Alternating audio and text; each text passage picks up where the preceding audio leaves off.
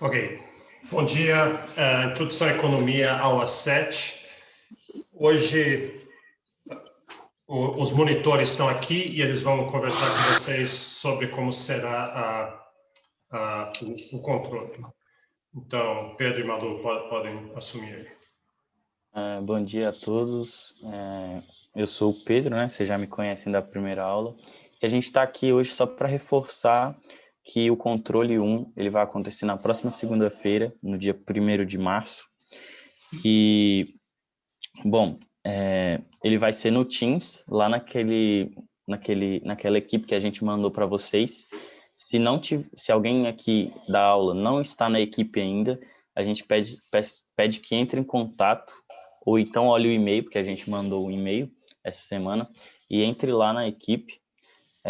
Algumas pessoas estão tendo dificuldade para entrar na equipe. Essas pessoas podem entrar em contato comigo ou com a Malu, que a gente adiciona manualmente pelo e-mail. Então, se o link não está funcionando, manda um e-mail já com seu e-mail institucional, né? Aquele que tem a matrícula que a gente consegue adicionar. E ele vai ser na segunda-feira. A Malu quer falar alguma coisa? Fala do teste da sexta. Isso. O controle de vocês vai ser na segunda-feira, eu sou o primeiro controle da aula mesmo, mas na sexta-feira a gente vai fazer um teste na equipe do Teams, que é um testinho assim com umas perguntas bem de boa, não tem nada a ver com a matéria, que é só para a gente testar a plataforma, para ver se vocês conseguem responder tudo certinho, se a gente consegue ver as respostas de vocês depois para corrigir. Então vai ser meio que um teste. Então é muito importante que todo mundo responda, porque quanto mais gente responder, melhor a gente vai ter essa resposta depois. Vai ser na sexta-feira, de 1h às 6h da tarde. Vocês vão ter esse período aí da sexta. É um teste bem rápido, não vai durar 5 minutos para vocês responderem, sim. E é só para vocês, para a gente ter esse controle mesmo, para dar tudo certo na segunda-feira que vem. E já deixando bem claro, antes que alguém pergunte, não vai valer ponto, tá, gente? Esse teste da sexta-feira é um teste da plataforma em si, tá? É só para a gente ver se a plataforma aguenta que tenham várias pessoas ao mesmo tempo respondendo. Enfim, é só para a gente testar mesmo como é que vai ser na segunda. Então, vai ser um teste, assim, de 4 questões, bem na brincadeira mesmo. E em 5 minutos vocês conseguem responder e não vai valer ponto, tá, gente? Eu ia falar uma coisa, esqueci. Se alguém tem alguma dúvida, pode mandar no chat aí que a gente responde. Lembrando que essa equipe do Teams que a gente fez é diferente da primeira equipe. A gente tinha feito uma equipe antes, só que aquela equipe não deu certo. Então a gente teve que criar uma segunda equipe. Então, para quem entrou na primeira e aí não está sabendo dessa segunda, é do último e-mail que a gente mandou para vocês. É uma equipe que o título dela é Turma C Inteco 2/2020. Deixa eu tentar pegar o link dela aqui. Tem umas perguntas no chat aí. Olha o chat aí, Malu. Deixa eu pegar o link aqui. Que horas na sexta? Na sexta vai ser de 1 às 18 horas. O controle provavelmente... Qualquer horário desses, né? Que você entrar, você pode consegue responder dentro desse horário, de 1 às 18 horas. O controle na segunda-feira provavelmente vai ser de 10 da manhã, que é o horário que termina a aula de vocês, até umas 4 da tarde ou 6 da tarde. Isso é importante dizer, né? Na segunda-feira vai ter aula, gente. Não é porque vai ter controle que não vai ter aula, né, professor? Vai ter aula. Vocês vão ter aula normal. Então, o horário do controle da segunda vai ser logo depois que acaba a aula de vocês, até algum horário de tarde, ou vai ser 4 horas ou vai ser 6 horas. Mas, enfim, de qualquer forma, vai dar tempo de vocês responderem. E quanto tempo a gente vai ter para entregar o controle? Vocês vão ter esse tempo desse horário. Então, você vai ser de 10 às, sei lá, digamos que seja de 10 às 4, então vocês têm que entregar nesse período. Inclusive, o tema do controle vai ser elasticidades, e que vai ser a aula de hoje, e na próxima aula também vai ter matéria de elasticidades, então é importante vir para as duas aulas. E só outra coisa, tem que reconhecer, essa é a primeira vez que o controle vai ser feito dessa forma. Antigamente era no teatro, tinha um dia só, cancelava a aula, fazia lá. Semestre passado, que foi online, era feito via e-mail, a gente mandava uma pergunta e vocês devolviam via e-mail. Essa vez vai tentar essa plataforma. Então, isso é meio admirável, é que nem trocar o pneu do caminhão com o caminhão andando. Se fosse fazer isso em condições normais, ia ter um monte de testes anterior. Por isso é importante testar na sexta, vocês participarem do teste na sexta, para a gente ver se está funcionando aqui do nosso lado e para ver se vocês também estão sabendo onde entrar, como entrar. Mas vai estar tudo certo, então é só todo mundo ficar atento e vai funcionar bem. Lembrando, o controle é aquele momento de tensão. Então, você que estava complacente na turma até agora, não vou ler, não vou fazer nada porque está muito no começo. O controle é o sinal de que não, agora já começou de fato a matéria então é hora de se engajar. Alguma pergunta? Alguém está perguntando assim, se tem a matéria no livro do Monkey ou na apostila. Tem nos dois.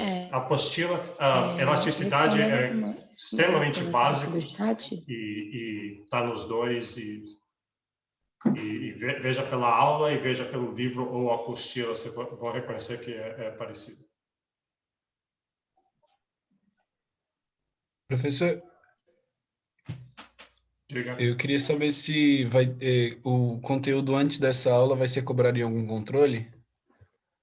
Não, o conteúdo que a gente viu até agora vai ser cobrado na prova. Mas eu opto por fazer os controles específicos e avisando você o que é. Outros professores não, eles podem fazer assim, o controle pode vir a qualquer hora e, pelo menos era antes, né? Agora com online foi difícil, mas podia ser qualquer tema. Eu já estou avisando, vai ser elasticidades.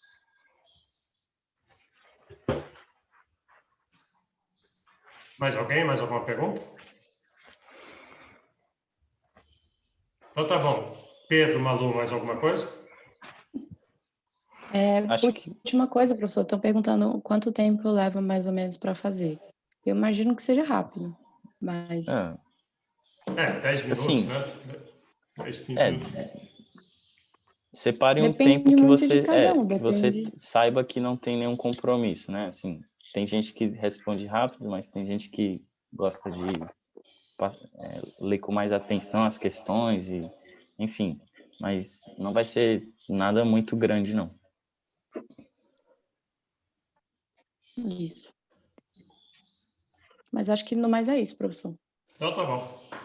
Então, obrigado. Então vamos seguir em frente e ver a matéria.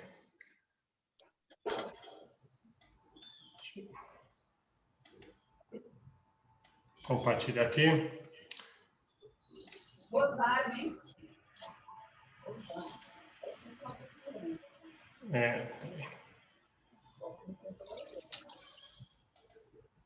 Ok, então o tema da aula de hoje e do controle é elasticidade. Nós começamos na aula passada a ver elasticidade. Lembrando o que a gente viu antes, a gente viu oferta e demanda. Todo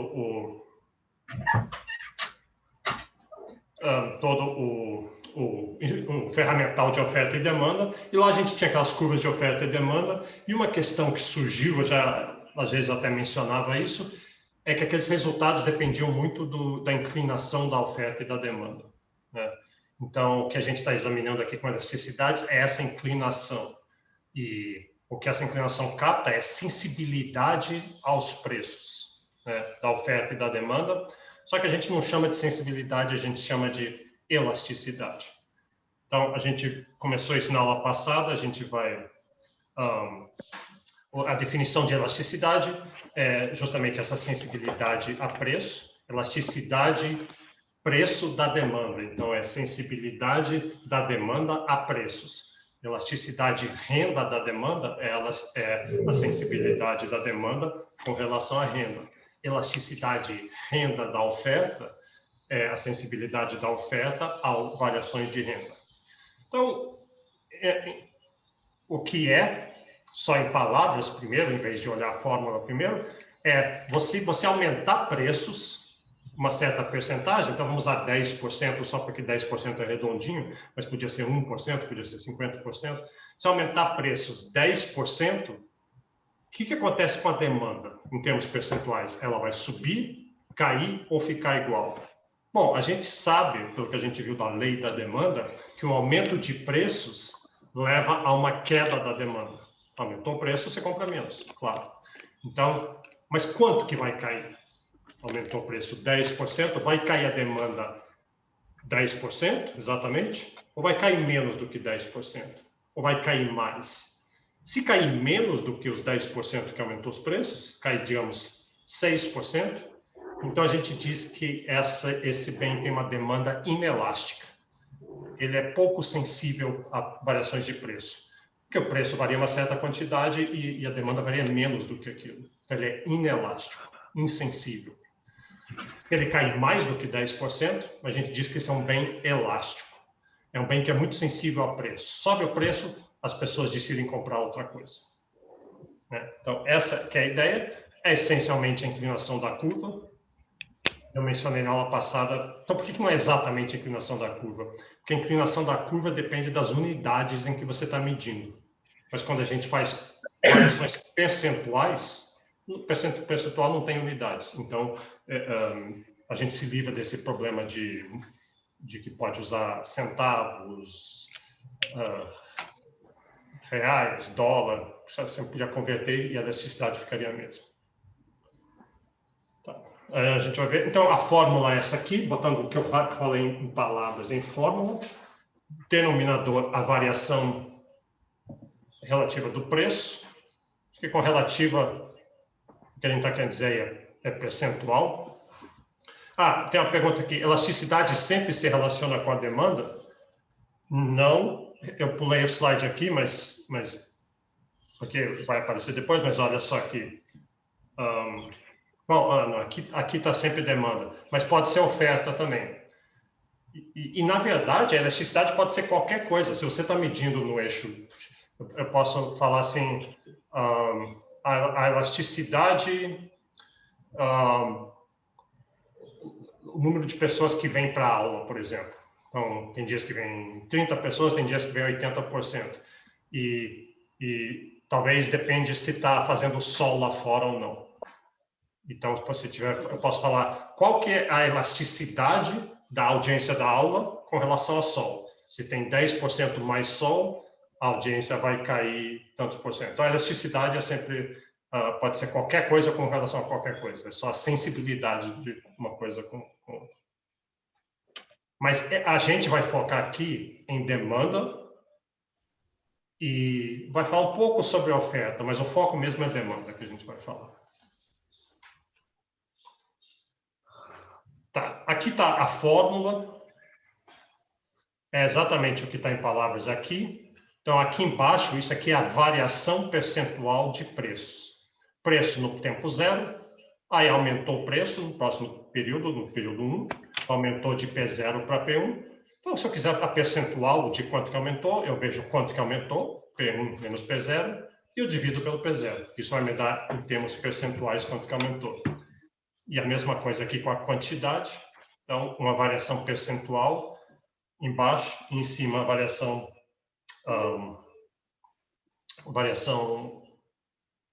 embaixo a variação dos preços, em cima a variação da quantidade. Mas aqui, vamos ver isso graficamente aqui. Então, a fórmula está... a fórmula está aqui. Você vê que o tempo...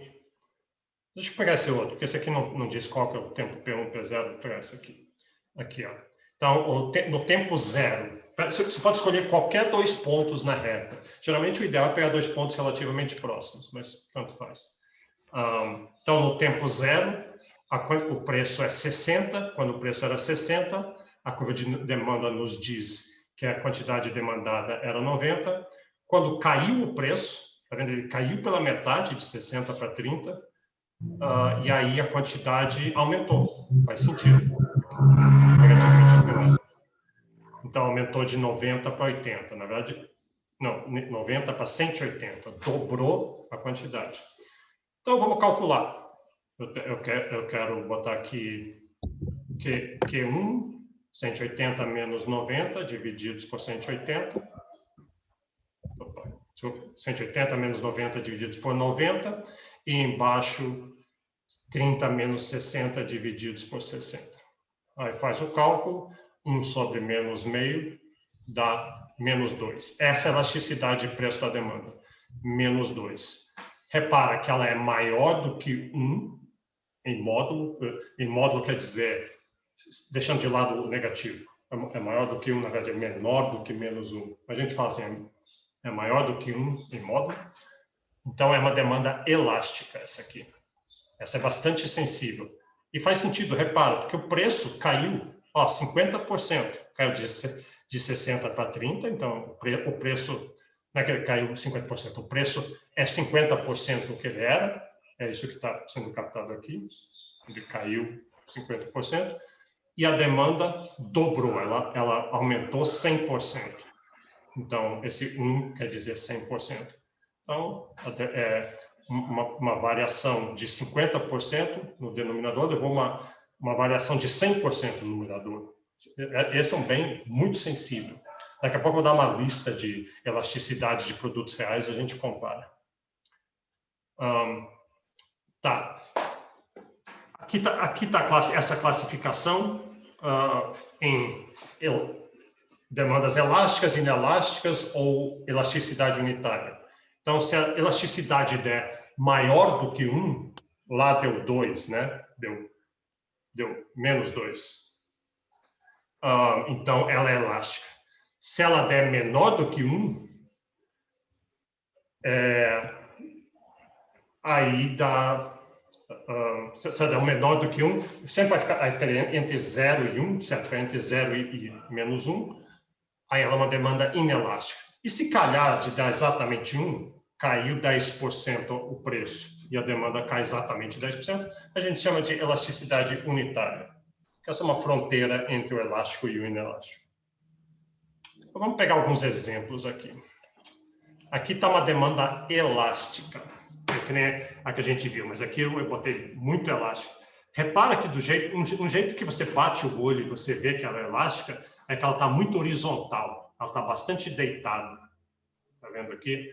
Então, aqui o preço caiu de 6 para 4. Aqui embaixo, o P1 é 4, o P0 é 6. Então, caiu aqui. E isso vai ter um impacto muito grande aqui na demanda, justamente porque ela está muito deitada, ela está muito horizontal. Essa queda de 6 para 4 fez a demanda aumentar de 2 para 6. Então, aqui em cima está 2, aqui está menos 1/3, e o resultado foi uma elasticidade de menos 6. Na vida real é difícil uma elasticidade tão grande, muito poucos bens são tão sensíveis, mas eu dei um exemplo bem forte. Né? 6 é mais do que 1, tudo em módulo, então é uma demanda elástica. Vamos ver uma inelástica. Está aqui uma demanda inelástica. Você vê aqui que ela está muito vertical. Então, quando está vertical, a demanda... Vertical quer dizer que a demanda não está variando muito. Você pode realmente botar um preço aqui em cima, um preço aqui embaixo, e você vê que a demanda está muito próxima aqui. Então, se você calcular com esses números que eu dei, pluga esses números aqui, que nem a gente fez antes, só quase fazendo de cabeça, olhando aqui, você subtrai o Q1 menos Q0 dividido por Q0, e nesse caso aqui dá esses números, e a demanda foi menos 0,5. Então, 0,5 é menor do que 1, então é uma demanda inelástica, ela não é sensível aos preços. Olha só isso aqui, já vou pegar a pergunta ali. Você vê que o preço variou uma certa quantidade aqui, mas a quantidade variou muito pouco. Então, isso é um bem que não é sensível a preço. Fala, Gabriel Miranda. Professor, é uma dúvida. A elasticidade ela pode ser diferente para a mesma curva, porque olhando na fórmula, dá a entender que sim, que dependendo do ponto da curva e o mesmo deslocamento, ela vai dar valores diferentes. Essa é uma pergunta excelente que você fez, foi muito perspicaz, porque que a gente tende a achar que não, né? Você olha assim, não, mas é uma reta, então uma reta, a inclinação é sempre igual. Mas acaba que você está correto. A elasticidade é diferente em diferentes pontos da curva, mas eu não vou, a gente não vai se preocupar com isso. Tá? Tem até um slide que eu vou mostrar isso, mas eu acho que isso é uma coisa que confunde muito. Então, isso é bem mais avançado depois para a gente entender. Por que é diferente? É porque depende se você está consumindo pouco do bem ou se você está consumindo muito do bem. É muito diferente a sua sensibilidade. Se você já está consumindo muito, você tá nesse pedaço da curva aqui embaixo, né? Então, você já está consumindo muito e o preço variando afeta de uma maneira diferente a sua sensibilidade do que se você estiver aqui. Mas não vamos se preocupar com isso. Vamos só fazer assim o seguinte. Tem uma curva de demanda e ela tem uma elasticidade. Vamos pensar uma elasticidade média, uma elasticidade lá no meio da curva, tá? Porque isso é uma coisa que confunde muito. Eu me lembro quando eu aprendi isso pela primeira vez, eu fiquei surpreso de ver que a elasticidade pode variar ao longo da curva e achei muito confuso. Mas foi uma bem perspicaz você ter pego isso.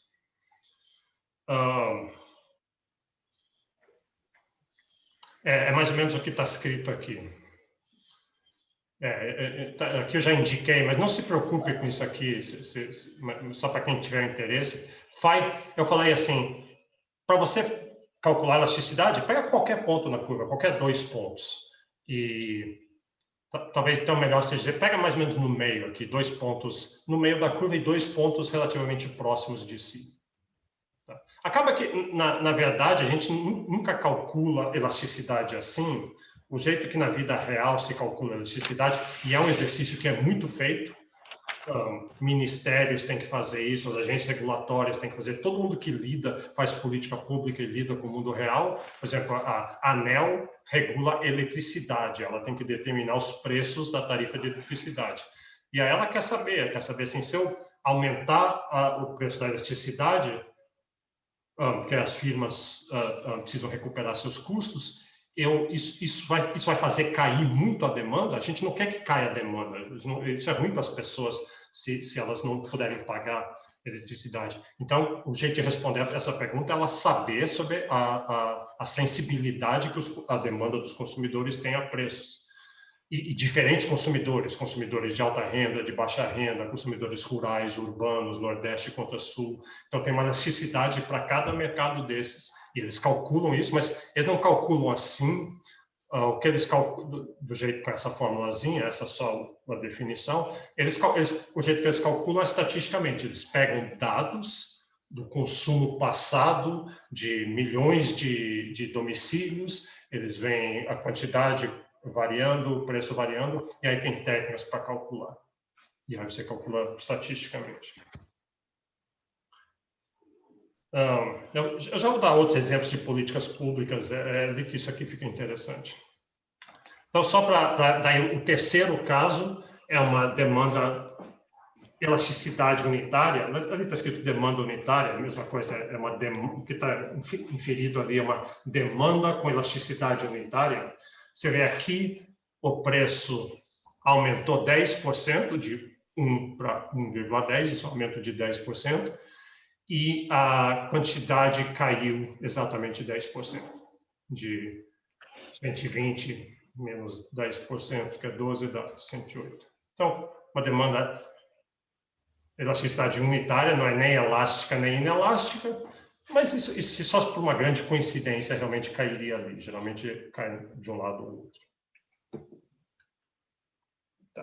Professor? Pode falar. Explica de novo aí a unitária, a diferença. Tá bom. Vamos lá. A demanda elástica é muito deitada e a elasticidade é maior do que 1. em módulo. 6 é maior do que 1. A demanda inelástica é muito vertical e a elasticidade é menor do que 1. Ela é sempre maior do que 0, mas aqui menor do que 1. E a elástica, a unitária, é exatamente 1. Então, pode ter infinitas demandas inelásticas, infinitas demandas elásticas, mas a unitária só tem uma, que é quando a elasticidade é exatamente menos 1. O que significa ela ser 1? Ela é 1 porque, se você calcular aqui com esses números que foram dados, vai dar o preço subiu 10% e a demanda caiu exatamente 10%. Então, 10% dividido por 10% é 1. Menos ela não varia muito, né? Você fala, é proporcional. É exatamente proporcional. Uma queda de preço gerou um aumento de preço gerou uma queda da demanda de exatamente a mesma quantidade percentual. Okay. Esse slide aqui é muito importante. Vamos ver o que é. Porque uma pergunta que seria, eu já vou dar os exemplos dos bens, mas uma pergunta seria, qual é a característica de um bem que faz com que ele seja elástico, que faz com que ele seja inelástico? Aqui tem 4 características. Então, a princípio, eu poderia descrever um bem, eu não digo para você qual é o bem, mas eu descrevo as características dele, e você devia ser capaz de dizer, pelo que você me falou, esse bem deve ter uma demanda elástica. Então, a primeira coisa, talvez a mais importante de todas, se um bem tem muitos substitutos parecidos, então ele é elástico. O que é um substituto parecido? Eu estou comprando o bem, aí eu estou lá feliz, faz tempo que eu compro esse bem, mas eu percebo que, de repente, o preço subiu bastante. Aí eu achei ruim aquilo ali e eu me pergunto, será que eu vou continuar consumindo esse bem ou será que tem um outro muito parecido com ele? Será que tem um substituto? Então, digamos que eu tomava Coca-Cola, aí subiu o preço da Coca-Cola, aí eu digo, poxa, será que tem um substituto? Tem Pepsi, que é quase igual, ou tem Guaraná, ou tem chás, ou tem água. Você vê que uma Coca-Cola é um produto com muitos substitutos. Então, se subir o preço de Coca-Cola, eu consumo os outros. Eu não vou... Eu prefiro, digamos, não é verdade, mas eu prefiro Coca-Cola, por isso que eu estava consumindo, mas aí, se aumentar o preço, eu consumo os outros, e eu perco muito pouco, porque não é tão diferente. Então, bens que têm substitutos são elásticos. Bens que não têm substitutos são inelásticos. Então, talvez o exemplo que eu dei na aula passada, eu tomo, digamos assim, que eu tomo um remédio muito específico, só existe esse remédio para o problema que eu tenho. Eu estou tomando lá o remédio, de repente ele sobe de preço, o preço sobe, e eu vou resmungar, mas eu vou continuar comprando, eu preciso desse remédio. Então, eu sou inelástico. Talvez eu compre um pouquinho menos dele, mas eu vou continuar comprando. Minha quantidade não vai variar muito. Então, isso faz bastante sentido, né? Que a substitutibilidade é uma característica de um bem elástico. A segunda característica é qual que é o peso no orçamento familiar. Então, digamos que eu tenho o meu domicílio aqui, a gente tem uma certa renda e tem alguns bens que são uma parcela grande da renda. Então, alimentação, transporte, moradia. Se você quiser pegar categorias mais específicas, eu falo assim, o aluguel é 15% da minha renda. Depois, arroz e feijão vai dar uns 5% da renda. E assim por diante. E tem os outros bens, digamos, cinema, ida para o cinema, ou então sorvete no fim de semana, sei lá. É um pedaço muito pequeno do meu orçamento. Tá? Então, é 0,1% do meu orçamento. Se tem um bem que é um pedaço muito grande do meu orçamento e ele aumenta de preço, é muito ruim para mim. Então, vale a pena eu sair caçando alternativas. Então, por exemplo, arroz é um pedaço muito grande de uma família típica brasileira. Imagina arroz, quem ganha poucos salários mínimos, no domicílio 4 pessoas, ganha 3 salários mínimos, assim. Então, arroz é uma coisa muito básica na alimentação do brasileiro. E se aumentar o preço do arroz, isso quer dizer que meu orçamento está comprometido. Então, vale a pena eu sair caçando, vamos deixar de comer tanto arroz, comer macarrão em vez. Vamos substituir. É a mesma ideia de substituibilidade, só que eu estou substituindo quando as coisas que são mais importantes no orçamento. Aí eu botei o exemplo do sal aqui. Sal é típica coisa inelástica, um bem inelástico, porque não é que ele tenha tantos substitutos sal, é que o sal é um pedaço tão pequeno do seu orçamento, né? Você compra um daqueles pacotinhos de sal e ele dura 6 meses na sua casa. Então, muitas vezes quando você compra sal no supermercado, você nem olha o preço. Inclusive, ele sempre fica embaixo, na última prateleira, reparou isso? Porque é o tipo da coisa que as pessoas vão comprar de qualquer jeito e é um pedaço pequeno do orçamento, então o sal pode dobrar de preço e muita gente vai continuar comprando. Um outro jeito de falar isso é assim, você vai no supermercado, você vê que subiu o preço do sal e alguém fala para você, olha, lá no supermercado do outro lado da cidade, lá longe, o sal está mais barato. Aí você diz, quer saber, não vou não, vou levar isso aqui de qualquer jeito. Se o sal fosse um pedaço importante do seu orçamento, você falava, então não vou comprar aqui, eu vou lá, vai dar maior trabalho, mas vai valer a pena porque é um pedaço grande do orçamento. Ok, então são essas duas características. Uma terceira é o seguinte, qual que é o horizonte de tempo que você vai tomar essa decisão de consumir? Então, se tem uma coisa que você vai consumir hoje, você precisa consumir hoje, você está com o tanque do carro vazio de gasolina, aí você vai para o posto e você viu que subiu o preço da gasolina, você não vai sair buscando, pensar assim, poxa, eu vou mudar de gasolina para álcool. Já tem o seu carro, você precisa consumir aquilo hoje. Mas se é uma coisa que você vai consumir no futuro, deixa eu dar um exemplo melhor do que esse de gasolina. É assim, a sua avó, que mora em algum outro lugar no Brasil, está doente, ela liga para você e você precisa ir lá hoje. Precisa ir lá hoje ajudar a sua avó de qualquer jeito. Aí você tem que comprar uma passagem de avião e você vai comprar a passagem de avião e você está insensível ao preço, porque você tem que ir hoje de manhã mesmo, seja qual for o preço, você vai pagar. Você chega, o preço está bem mais caro do que estava antes, mas você não tem tempo, você não tem substitutos, você vai pagar. Se for uma coisa diferente, diz assim, o casamento da sua prima que vai acontecer em setembro. Então, você diz assim, vai entrar online para comprar a passagem, mas você vai sair caçando, você está bem sensível ao preço. Diz, na Gol está caro, na Webjet está mais barato, se eu viajar de noite, vai sair caçando, você tem tempo para planejar. Então, no longo prazo, você é mais elástico, a sua demanda é mais elástica, no curto prazo, a sua demanda é inelástica. E a quarta característica é assim, a definição de mercado. Então, a gente está falando da demanda de um bem abrangente, de uma categoria abrangente, por exemplo, bebidas.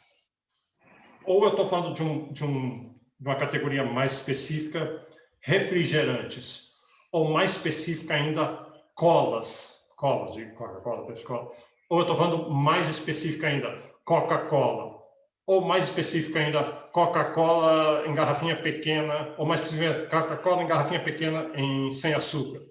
Então, dependendo de qual categoria, veículos, ou pode ser transporte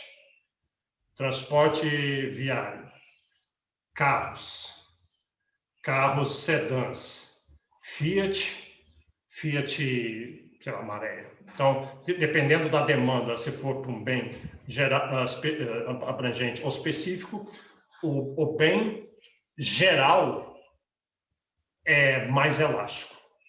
Né? O bem geral é mais elástico. Então, se eu estou tratando de todos os refrigerantes, a minha demanda é elástica porque eu tenho muitos substitutos lá dentro. Então, Se subir o preço eu queria Guaraná, mas se subir o preço do Guaraná, eu tomo chás, se subir o preço do chás, eu tomo água com gás, alguma outra coisa. Então, eu sou elástico, eu tenho substitutos. Se você está dando bem muito específico, aí você tem menos substitutos. Por definição, bem específicos têm menos opções. Então, vamos ver os exemplos, né? A melhor coisa, por enquanto, está meio abstrato. Vamos ver alguns exemplos. Vou começar com essa tabela. Eu preciso mudar essa tabela aqui, porque eu estava querendo uma tabela, eu botei no Google, assim, elasticidades, acho que botei em inglês, elasticities, examples. E aí veio essa tabela meio velha e não é para o Brasil. Às vezes, brasileiros têm elasticidades diferentes. Elasticidade depende das preferências das pessoas e das circunstâncias, então podem ser... varia com as culturas.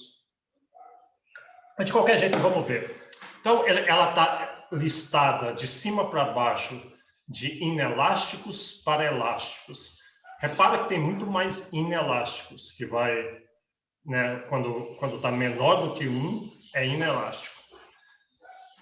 Uma coisa que você pode estar estranhando é, peraí, mas elasticidade de demanda não é negativa? Claro que é negativo, porque sobe o preço, cai a demanda. É a lei da demanda.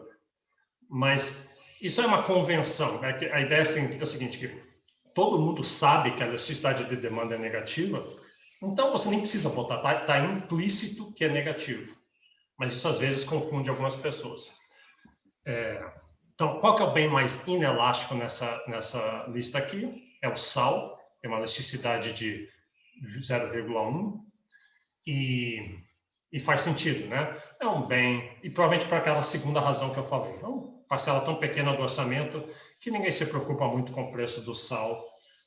Você até consegue sal de graça nos pacotinhos no supermercado, então ninguém se preocupa muito, é inelástico, ninguém é sensível a preço. Aí, viagens aéreas, também é outro exemplo que eu dei, de curto prazo.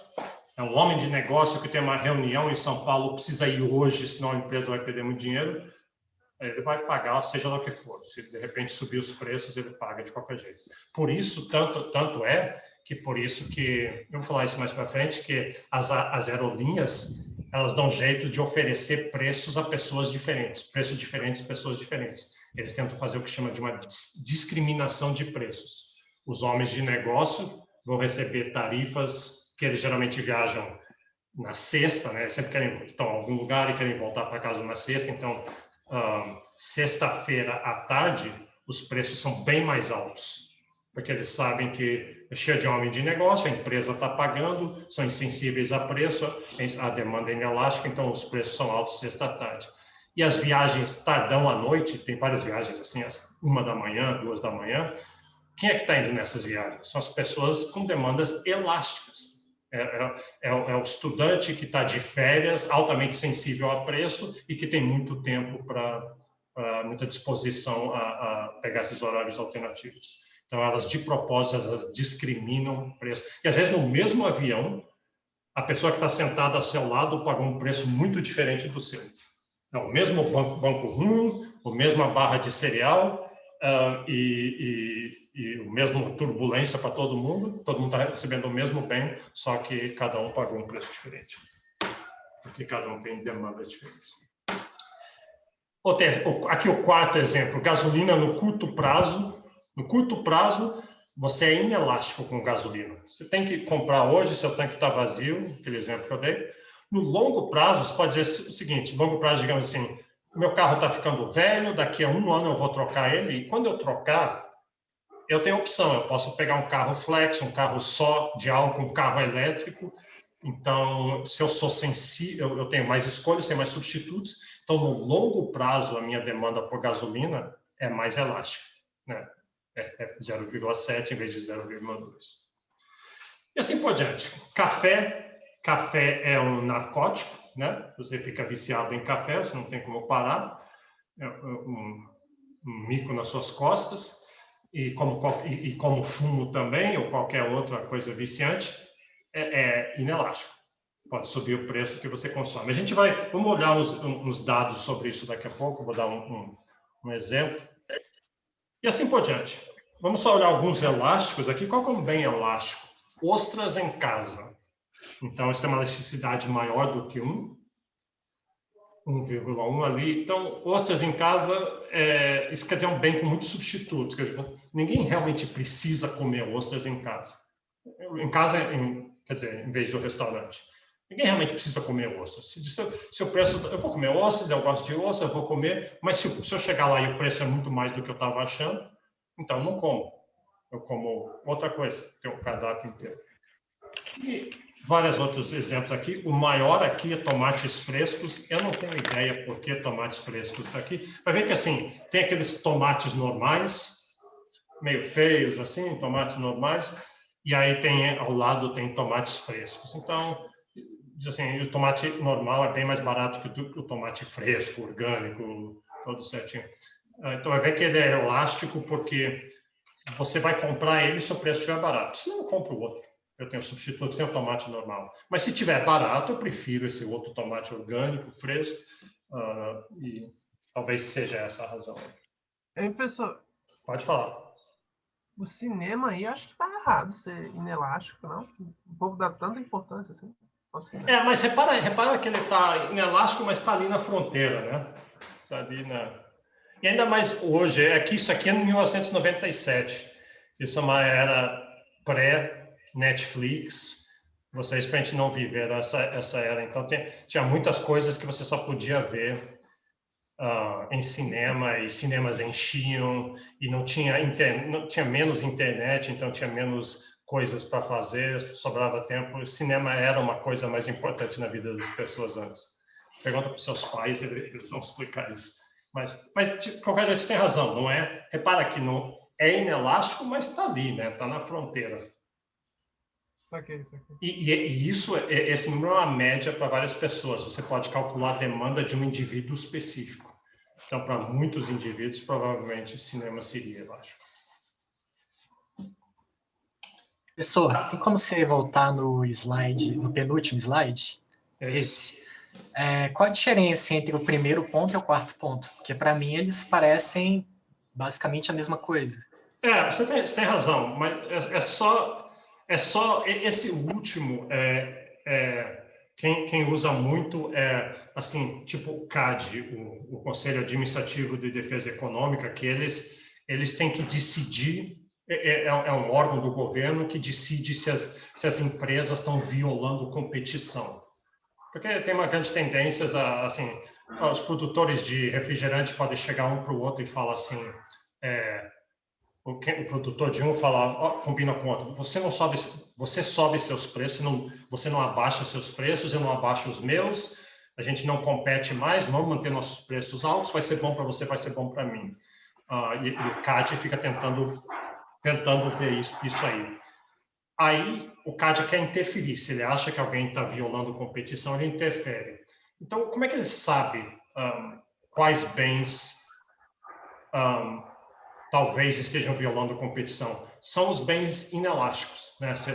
Os bens que são... Então, ele tem que calcular. Mas aí ele vai calcular para o mercado, o que eles chamam de mercado relevante. Qual que é o mercado relevante? É o mercado geral de refrigerantes ou é só de refrigerantes sem açúcar ou é só das colas? Então, tem uma pequena diferença, mas tem razão. O que está por trás do 4 é os substitutos, porque o geral tem mais substitutos, né? Então, você tem razão.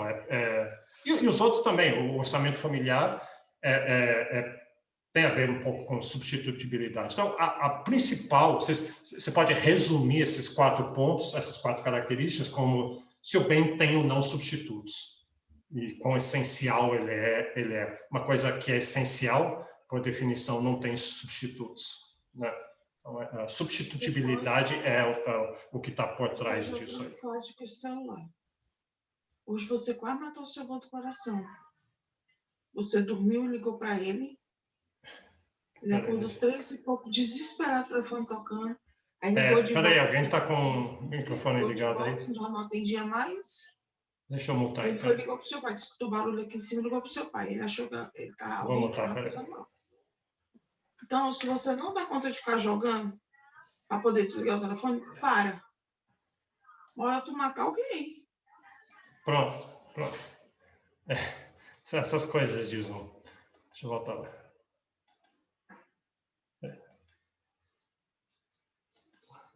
Até para imaginar um filme, né? Um filme em que alguém vai e confessa um crime numa situação dessas. Tá, bom, vamos ver isso aqui. Isso aqui é um artigo que eu achei na Economist, eu acho que ele ajuda muito a entender essa noção que eu falei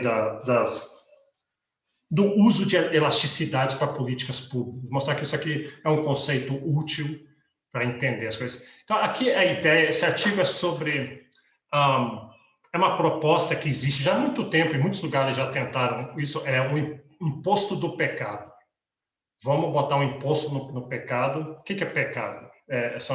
São hábitos humanos, pecado, assim, entre aspas, não é pecado, você vai morrer no inferno por causa disso, mas é fumo, bebidas açucaradas, fumo, açúcar e álcool. Nesses 3 casos. São coisas que as pessoas consomem e que fazem mal, sabe-se que elas fazem mal, mesmo assim as pessoas consomem. E aí a pergunta é, uma política pública de public health, né, seria, vamos botar um imposto nessas coisas. A gente põe um imposto no fumo, e na realidade tem um imposto massivo. Vamos botar um imposto no álcool, também tem. E vamos botar um imposto no refrigerante. Isso é uma coisa mais recente, por causa de obesidade e diabetes, esse tipo de coisa. E alguns países já fizeram isso aqui, alguns países já tentaram. E, além disso, o que as pessoas argumentam é que tem um dividendo duplo. Se a gente fizer isso, o Estado pode ganhar, a sociedade pode ganhar 2 vezes. Ela ganha que as pessoas são induzidas a fazer menos dessas atividades que são nocivas para elas. A gente não está sendo paternalista e proibindo, a gente não quer que o Estado decida o que as pessoas devem ou não devem consumir, afinal as pessoas têm que ter livre-arbítrio, mas o Estado está, como se diz, um nudge que chama, está dando um empurrãozinho na direção correta, tentando convencer você via o sistema de preços. Um outro argumento seria o seguinte, que vai ser importante, o Estado está... Se você faz essas atividades, você está impondo um custo no resto da sociedade, porque se você fuma, você tem uma grande probabilidade de ficar doente e daí você vai querer usar o sistema público de saúde. Você vai impor um custo muito grande no sistema público de saúde, no SUS, por exemplo. Se você bebe, você é capaz de atropelar pessoas dirigindo ou fazer outras bobagens por aí, etc. E aí, então, a gente já está cobrando de você... O Estado está cobrando uma parte disso desse custo que você vai impor. E, além disso, o Estado pode arrecadar para usar esse dinheiro para coisas boas, para saúde e educação. Então, a ideia é isso. Mas a questão é, funciona isso ou não funciona? Tem debates imensos, fica debate ético, filosófico, além de econômico e político. O Estado tem o direito de interferir na vida das pessoas, esse tipo de coisa. A gente não vai entrar nisso, a gente só quer saber, do ponto de vista econômico, funciona? Sem a parte moral, religiosa, qualquer outra coisa, funciona? O imposto vai convencer as pessoas que alguém podia dizer, e aí que você vê que tem a ver com a elasticidade. Alguém que fuma deve ter uma demanda inelástica, ele vai continuar fumando. E para o sistema funcionar, na verdade, você quer um inelástico. Você quer, se você quer arrecadar dinheiro, se esse for o objetivo, arrecadar dinheiro, você quer o elástico. Ou você quer o inelástico, que a pessoa continua fumando, vai pagar mais, o Estado pega esse imposto e usa. Então, vamos ver alguns aspectos aqui. Aqui estão alguns bens, isso aqui é parecido com a tabela que a gente botou. Aqui só diversos bens e entre eles estão os bens do pecado. Então, repara interessante aqui que eles puseram, o Economist foi muito cuidadosa e botou as elasticidades negativas, né? Botou indo da direita para a esquerda, para mostrar que é negativo. Então, qual que é o bem mais elástico? O 1 está aqui, né? O 1 da elasticidade unitária. Quem está acima, nesse caso são os 2, viagem de longo prazo e comida em restaurante. Ninguém realmente precisa comer em restaurante, quer dizer, algumas pessoas precisam, sim, mas boa parte das refeições em restaurantes Você não precisa, você pode comer em casa, talvez, ou em algum outro lugar. Então, são elásticas. Todos esses outros são inelásticos. A pessoa que falou do cinema, de novo, o cinema deu quase igual com aquele, né? E esse artigo é de... isso aqui é nos Estados Unidos e um artigo de 2018. Aquele outro era 20 anos antes. É interessante isso. Mas, olha, está aqui. Refrigerante é inelástico, mas não tanto. Quer dizer, as pessoas têm outros substitutos. Se subir muito o preço, eu tomo água. Álcool tem menos. Fumo e ao café aqui. Café, menos ainda. Então, a questão é a seguinte, eles são bens inelásticos, isso quer dizer que se você puser um imposto, se o seu objetivo é saúde pública, o imposto é para fazer eles consumirem menos. Aí não vai funcionar tão bem, porque são inelásticos. Talvez uma outra política seria melhor, por exemplo, campanhas educativas, ou talvez, eu acho errado isso, mas proibição, sempre já tentaram fazer, por exemplo, né, proibição de vender álcool, e campanhas em fumo, por exemplo, ponha fotos de coisas nojentas na caixinha, então, talvez isso funcione mais do que preço, porque elasticidade é um efeito via preços. Então, olha aqui um outro exemplo, esse é um exemplo interessante. Isso aqui na Inglaterra, álcool, né? Inglês bebe muito, e tem pessoas que bebem, aqui pessoas que bebem menos do que 7 unidades de bebida, assim, copo de cerveja, taça de vinho. Então, tem algumas pessoas que bebem menos do que 7. Isso aqui é sua avó. Aquela sua avó que toma só uma meia taça de vinho depois do jantar todo dia. Tem pessoas que bebem entre 7 e 14, tem pessoas que bebem entre 14 e 21. Esse aqui é aquele seu cunhado que está sempre com uma garrafa de cerveja na mão. Bebe mais do que 35, mais do que 5 doses por dia da semana. Então, eles mediram a elasticidade. Será que essas pessoas, o mesmo bem, mas pessoas diferentes têm elasticidade diferente? E tem. A sua avó, quem bebe pouco, tem muita elasticidade. Se sobe o preço, eles param de beber, aquilo não é tão importante para eles, têm substitutos. A pessoa que bebe muito, ela é inelástica, ela é insensível a preço. Então, se o seu objetivo é saúde pública, o imposto geralmente não é o melhor jeito de agir. E mais, isso aqui sugere assim, não, mas é só botar um imposto alto que chega. Põe um impostão ali, triplica o preço desse negócio que eu quero ver esse cara vai continuar bebendo. Infelizmente, ele provavelmente vai continuar bebendo, ele vai ser inelástico. Na proibição, na época de proibição nos Estados Unidos, década de 20, década de 30 do século 20, era proibido beber, eles proibiram, um experimento social bem interessante, durante vários anos o álcool, e a única coisa que acontece, proibir é que nem botar um imposto infinito. Você pode comprar cerveja, mas você vai ter que pagar todo o dinheiro do mundo para comprar. Então, efetivamente, é proibição. Mas o que acontecia é que tinha álcool, álcool ilícito, né? Pessoas produzindo álcool ilegal, produzindo e vendendo debaixo do pano.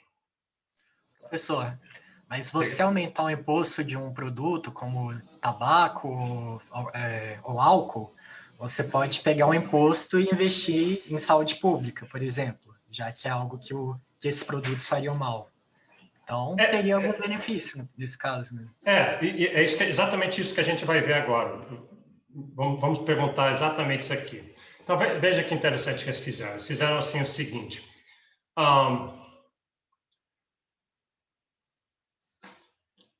Aqui está dizendo assim, se o governo aumentar... Deixa eu me lembrar exatamente como é que é isso. Se o governo puser um imposto...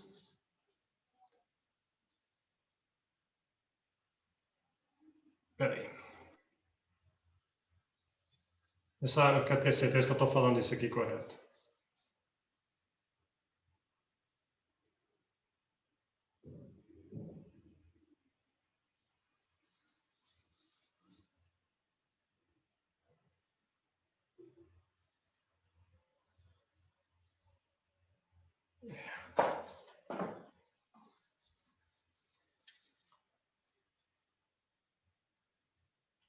Então, peraí. Então, tem três coisas. Opa. Tem fumo, tem álcool e tem obesidade. São as três coisas. E esse aqui é o custo... exatamente, me lembrei. Esse é o custo para o governo desistir essas coisas aqui. Então, desistir fumo, álcool e obesidade. Então, os três impõem custos no governo ou na sociedade de saúde pública, porque as pessoas que engajam nesse tipo de comportamento vão sofrer e muitos vão parar na saúde pública, impondo custos. Eles impõem outros custos na sociedade. Então, isso aqui seria, por exemplo, álcool seria beber, dirigir, atropelar, matar pessoas, quebrar postes, esse tipo de coisa.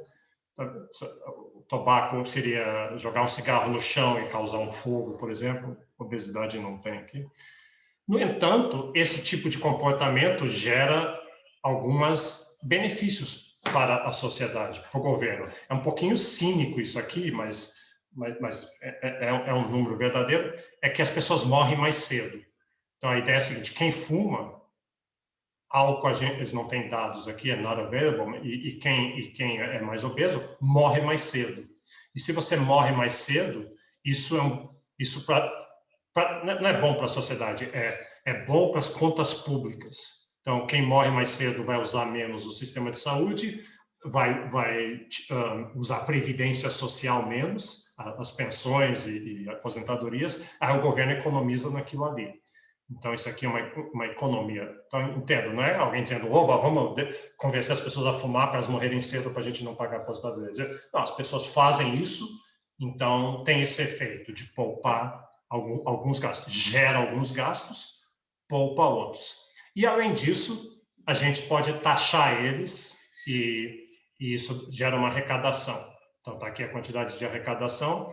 Aqui está non-available, porque não existe na Inglaterra um imposto sobre bebidas doces.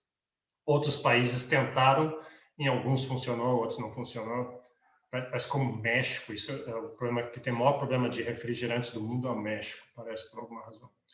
E aí, aqui, vamos somar tudo. Vamos somar os custos e os benefícios da existência desses comportamentos e olha o que dá. Dá um benefício líquido grande. Você soma esse aqui com esse aqui, subtrai esse aqui, esse aqui. Esse aqui é o líquido. Então, dá um benefício. Então, infelizmente, do jeito que as coisas são, o hábito de fumar e de tomar álcool para as contas públicas do governo, para a sociedade, gera outros benefícios, que essas coisas geram prazer para as pessoas, isso tem que ser considerado, e essas coisas geram problemas pessoais também, mas para as contas públicas, o resultado é positivo. Então, o que eu estou mostrando isso é porque esses dois componentes, tanto os impostos, depende da elasticidade desses bens, eles tendem a ser inelásticos, quanto o poder de convencimento de preços para as pessoas mudarem o seu comportamento. Então, você vê que a elasticidade é algo que se usa em política pública. Hein, professor? Pode falar. Pode falar. Isso aí que você falou aí parece interessante mesmo, porque o negócio, então, é você investir em coisas em produtos que são inelásticos, né? Então, sei lá, o cara investe num produto onde as pessoas vão ficar viciadas nele e é um produto inelástico, as pessoas vão continuar comprando. Investir quem? O produtor ou o governo está achando? Não sei, pode ser o governo, pode ser um produtor qualquer. Aí o cara, né, vai investir nesse tipo de produto, as pessoas vão comprar um produto inelástico, vão ficar viciadas e provavelmente vão ter problemas de saúde e elas vão ter que comprar remédios e esses remédios serão inelásticos também, porque, enfim, ela vai ser dependente dele. E o mais curioso disso é porque em 1920, se vocês pegarem aí, vou jogar no Google, a propaganda da Lucky Strike, de uma marca de cigarros, ela usara um médico na foto falando que podia fumar, entendeu? Então, em 1920, né? Agora, se as pessoas não sabiam naquela época os prejuízos do fumo, pode ser também, aí colocaram um médico, ou talvez o cara já sabia, mas colocou um médico assim para estimular mais ainda as pessoas a fumarem, né? Não sei. Em 1920 eles não sabiam, não se sabia disso, inclusive até, eu estava lendo sobre isso outro dia, até a década de 50, até mais, quando começavam a descobrir isso, não tinha provas científicas estatísticas. Você sabia que fazia mal intuitivamente, mas não conseguia provar que fazia. Mas olha só, uma das coisas que você falou aqui, quem vai investir não está preocupado só na demanda, ele está preocupado um pouco também na elasticidade da oferta. Então, a elasticidade da oferta é o seguinte, aqui, se o preço subir, aí outras pessoas vão querer vender também. E o lucro dele depende, claro, da demanda, mas depende da competição dele, né? Então, se for muito fácil produzir bebidas açucaradas, mesmo que a demanda seja inelástica, você vai ter que enfrentar muita concorrência. Sobe seu preço, mas aí só atrai um monte de outras pessoas produzindo refrigerante e aí você não vai... Então, tem essa parte da oferta também. Deixa eu ver outras perguntas aqui. Remédios são tão inelásticos quanto sal? Sim, depende do remédio. Tem muito, assim, um remédio para dor de cabeça, dipirona, aspirina, ibuprofeno, Advil, não sei o quê. Esses têm muitos substitutos.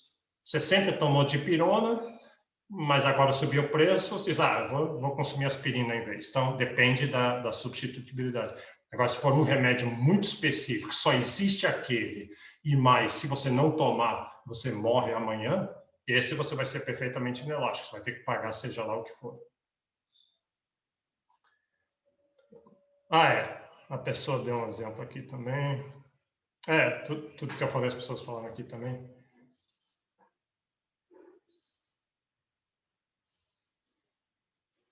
Alguém diferenciou aqui, eu fiquei falando das contas públicas a curto prazo, é diferente, realmente, as contas públicas a longo prazo, e é importante também essa capacidade das pessoas de produzir, de serem pessoas produtivas. Então, no curto prazo,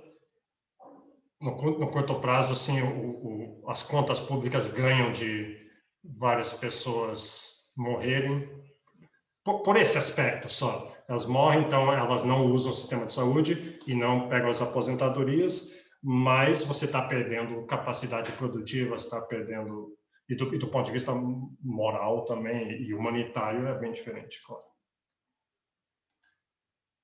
Tá, deixa eu só um exemplo. Eu já dei esse exemplo das tarifas aéreas e discriminação de preço.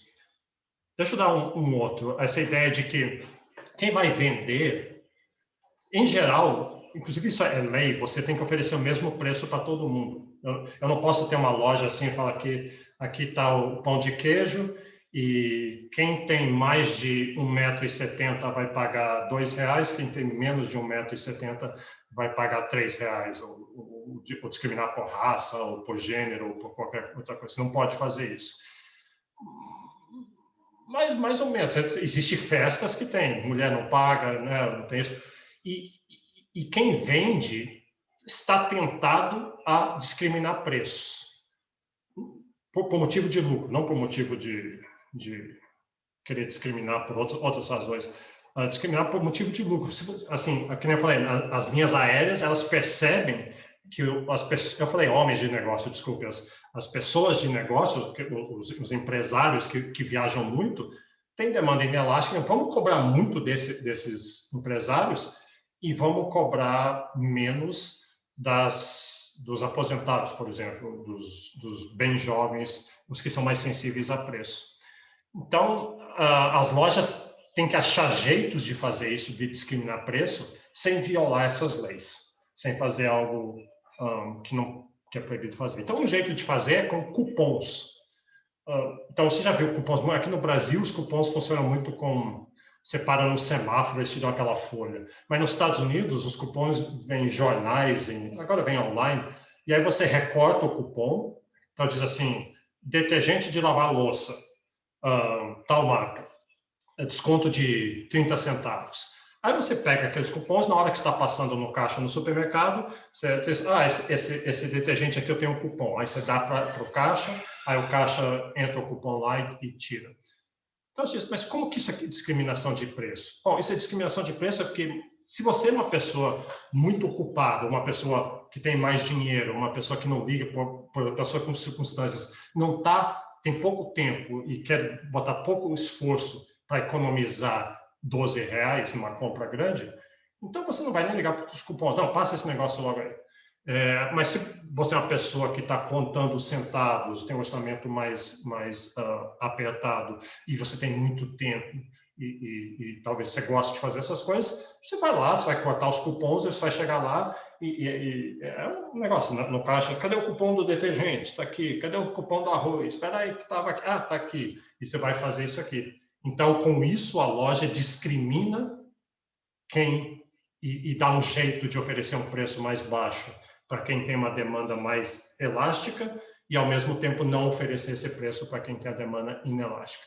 Então, tem várias formas que negócios, empresas, lojas podem fazer esse tipo de coisa, abrindo em horários diferentes, cupons, promoções especiais. Preenche o cadastro aqui, tem um cadastro vai levar 15 minutos para preencher.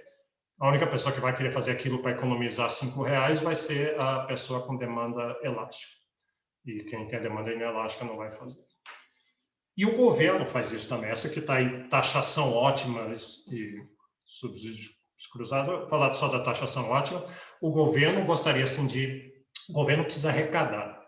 Eu estou precisando arrecadar, eu preciso de R$100 milhões para investir em educação, digamos. E eu não tenho isso no orçamento aqui, eu quero botar no orçamento do ano que vem. Mas quem que eu vou taxar? Eu posso taxar alguns tipos de bens, alguns tipos de consumidores, alguns tipos de atividades, posso taxar as pessoas, as empresas rurais, as empresas urbanas, as empresas no sul, no norte. E a ideia é que o governo, se ele só está preocupado com a arrecadação, ele não quer sair botando qualquer imposto à toa assim e só ver quanto que arrecada. Ele quer botar um imposto nas pessoas mais inelásticas. Porque daí ele vai distorcer, ele quer um imposto que não vai distorcer as escolhas das pessoas. Se ele botar um imposto nas pessoas elásticas, aí a demanda vai mudar muito. Pessoas que consumiam esses bens que agora são taxados vão consumir outros, e isso gera ineficiências na economia. Se ele conseguir olhar com cuidado e determinar quem são as empresas, as pessoas, quem são os contribuintes mais inelásticos, ele põe o imposto neles, principalmente neles. Ele vai conseguir arrecadar, porque as pessoas são inelásticas, elas estão lá resmungando que aumentou o imposto delas, mas elas são inelásticas, elas vão continuar consumindo mais ou menos a mesma quantidade, vão diminuir pouco aquele consumo, aquela atividade, e aí o governo consegue arrecadar sem gerar ineficiências, porque toda taxação gera ineficiências. Governos precisam taxar, não tem jeito. Morte e impostos são as únicas duas coisas inevitáveis no mundo. Benjamin Franklin falou isso. Então, necessariamente haverá impostos, mas o jeito é taxar. Taxação ótima é isso. É toda a técnica, e tem gente que é especialista nisso lá no Tesouro, lá no Congresso. Pessoas que são especialistas nisso, em achar qual é o melhor jeito de taxar, introduzindo o mínimo de distorção na economia. Eu vou pular essa parte do subsídio cruzado. Tá, isso aqui é aquele slide que teve uma pergunta antes sobre se é uma reta a curva da demanda, do jeito que a gente desenha ela, será que a elasticidade é igual? Porque a inclinação da reta é igual em todo ponto. E a resposta é não. A elasticidade varia. Aqui você vê que a elasticidade é maior do que 1 quando o consumo é baixo, é menor do que 1, ela é inelástica quando o consumo é alto, e lá no meio está a elasticidade unitária. Mas eu não quero que vocês se preocupem com isso aqui. Isso aqui, na verdade, é bem mais... eu acho isso meio difícil de entender, meio complexo. Acho que é muito gente já está fazendo doutorado se esquece disso ou não entende isso perfeitamente. Então, vamos deixar isso de lado. Isso não vai cair, isso não cai em prova, dificilmente. Se cair em prova, a única coisa que eles vão fazer é assim, a elasticidade pode mudar ao longo da curva, e a resposta é sim. Mas isso, para a gente nunca vi isso cair. Acho que eles puseram isso na apostila só para serem completos, para alguém não poder acusar eles de dizer, vocês estão ensinando errado. Em introdução à economia, vamos agir como se uma demanda tem uma elasticidade. E vamos dizer assim, a elasticidade média, lá no meio da curva, mais ou menos. Só para ficar completo também, é possível, matematicamente, uma demanda perfeitamente inelástica ou perfeitamente elástica. Embora é raro acontecer isso na vida real, que tem um bem que realmente tenha isso. O que quer dizer uma demanda perfeitamente inelástica? Ela é totalmente vertical. Que olha o que acontece aqui. Você pode botar o preço aqui embaixo ou aumentar o preço muito, aumenta ele absurdamente, e ó, que não mudou nada na quantidade. A pessoa está consumindo exatamente a mesma quantidade dela, completamente insensível a preço. Ela vai consumir essa quantidade, quer o preço caia, quer o preço suba. Então, é difícil pensar um bem que seja assim. Talvez o exemplo é esse que a gente estava falando é um remédio que, se você não tomar, você morre. Você morre, então você vai vender sua casa, você vai vender seus filhos, você tem que... Não vai vender os filhos. Vai vender tudo que você tem, você vai pagar o preço e você só quer um daqueles remédios, que não adianta comprar mais do que um. Então, é meio absurdo a ideia, mas é o limite matemático disso aqui. E a demanda perfeitamente elástica é quando você é absolutamente sensível a preço. O preço passa de, digamos, R$5, de R$5 para R$5,01. E esse 1 centavo faz com que a sua demanda caia absurdamente. Antes estava comprando 300 e agora você vai comprar só 2. Então, nem bem assim, né? Você não é tão insensível assim o preço. Uma variação mínima, a menor que é possível, é 1 centavo, né? Talvez digitalmente podia ser menos do que um centavo, mas aí a sua demanda cai totalmente, ou se o preço cai 1 centavo, a sua demanda aumenta absurdamente. Nenhum bem é assim. O que nós temos é, no meio desses dois extremos, demandas inelásticas, mais inelásticas, e demandas mais elásticas.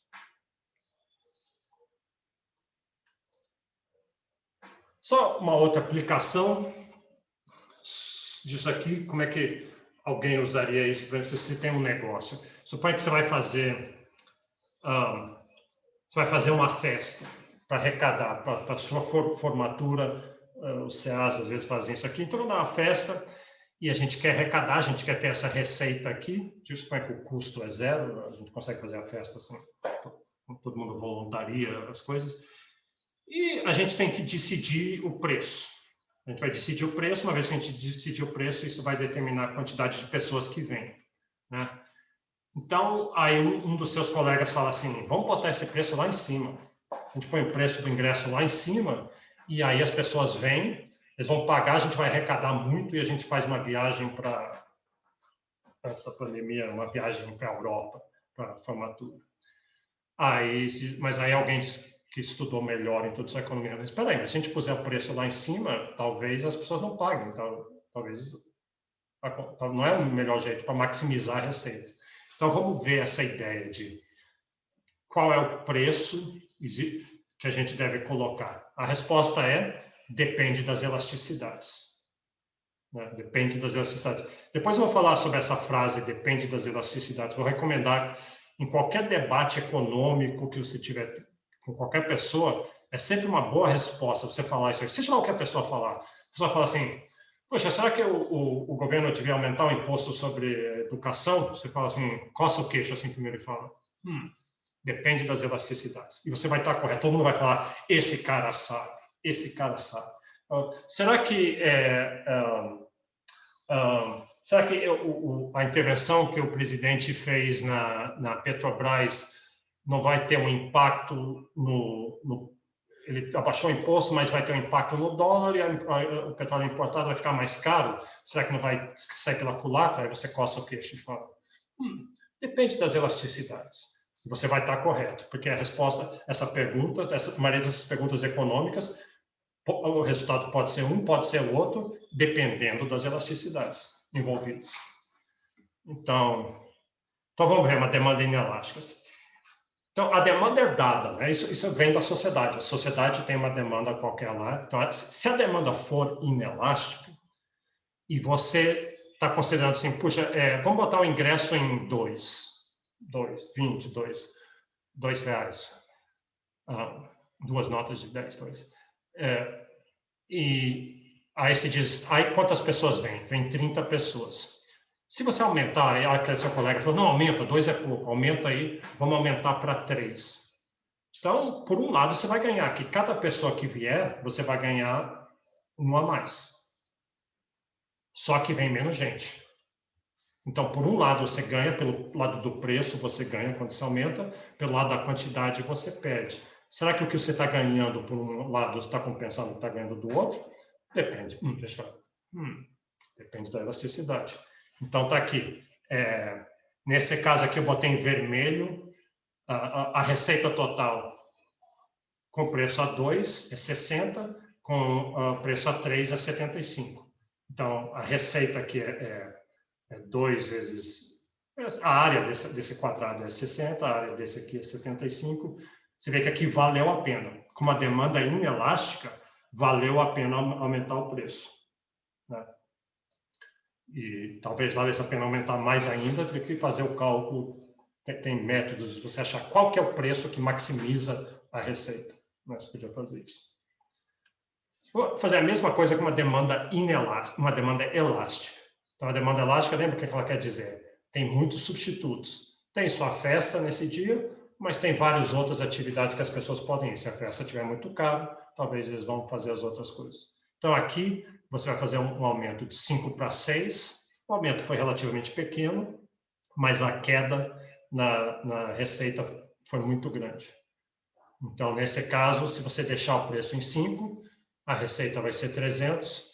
Se você aumentar, você vai ganhar via preço, cada pessoa que vier, só que vem menos gente e no cômputo líquido disso aqui passou de 300 para 240. Com uma demanda elástica, não valeu a pena aumentar o preço.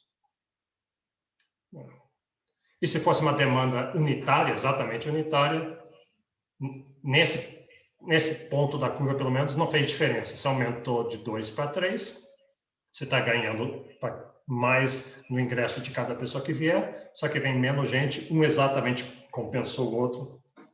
Os quadrados não estão bem desenhados aqui, mas os dois quadrados são iguais. É 60. Tá. Então, com isso, a gente acabou demanda, elasticidade, preço da demanda. O que a gente vai fazer na próxima aula, vamos tratar da elasticidade cruzada, quando aumenta o preço de um bem. O que acontece com a demanda por outro bem, dos bens substitutos, bens complementares. E vamos ver a elasticidade da oferta e elasticidade demanda da renda. Vamos ver uma exceção à lei da demanda, que é um bem que, quando ele aumenta de preço, as pessoas querem mais. É raro isso, mas existe. E daí, então, nessa aula, daí a gente acaba toda a parte de elasticidade e na tarde vocês vão ver, vocês vão poder fazer o controle. Alguma pergunta? Tanto sobre o controle quanto sobre a matéria? Você vai falar sobre o controle hoje, né? Tá, então, eu vou postar a aula nas próximas horas, vou botá-la lá no canal do YouTube, e no começo da aula, os monitores vieram e eles explicaram. Eu vou explicar rapidamente agora. O controle vai ser na segunda-feira, vai ser depois da aula, eles vão mandar mais e-mails especificando, eu não me lembro o horário, alguém põe aí o horário que vai estar aberto, vai ter uma janela em que vai estar aberto, vai ser no Teams, você acessa lá, responde, vai levar 10 minutos, 15 minutos, e é tudo automático. E sexta-feira tem um teste que não vale nota, não vale nada, é só para a gente testar a plataforma, onde você vai entrar, entra lá, faz um testezinho de brincadeira, só para a gente ver se a plataforma está funcionando. Mas dá uma olhada na gravação da aula, no começo da aula, que lá está especificado tudo corretamente. Espera aí que tem uma pergunta aqui.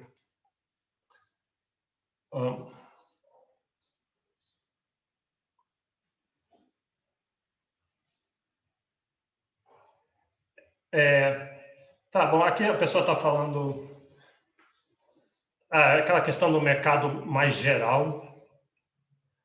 O mercado mais geral é mais elástico, porque dentro do mercado geral a pessoa pode trocar.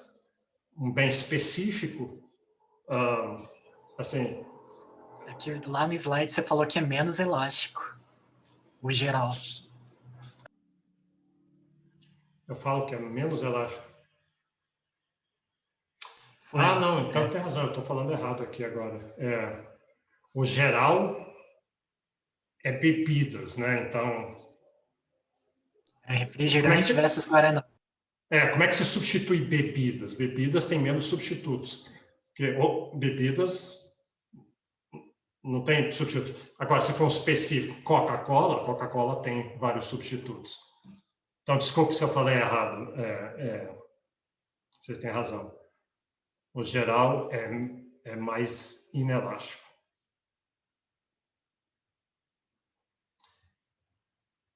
Quem não está no Teams, se você acabou de pedir para entrar, eu vou lá depois, eu tenho que permitir a entrada. Se você não entrou, o convite entre em contato com os monitores. Lembra, os e-mails dos monitores estão lá no SIGA, na aula 1, tem os monitores, e eles põem vocês, eles resolvem qualquer problema desses de estar no Teams. Alguém falou que tem no chat. Mandaram um link, não está funcionando. Então, entre em contato com eles, eles falaram isso hoje. Se não está funcionando, eles entram manualmente o seu e-mail lá.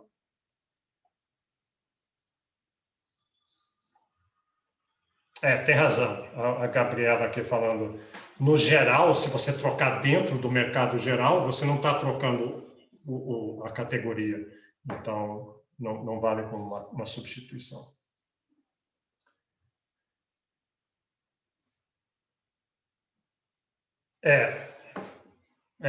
Fala com os monitores, deixa eu ver o que mais aqui. Obrigado, botaram os e-mails aí. Ok, acho que é isso então. Então a gente acabou essa semana, sexta-feira tem essa prova, aula segunda-feira e controle número 1 segunda-feira. Tchau.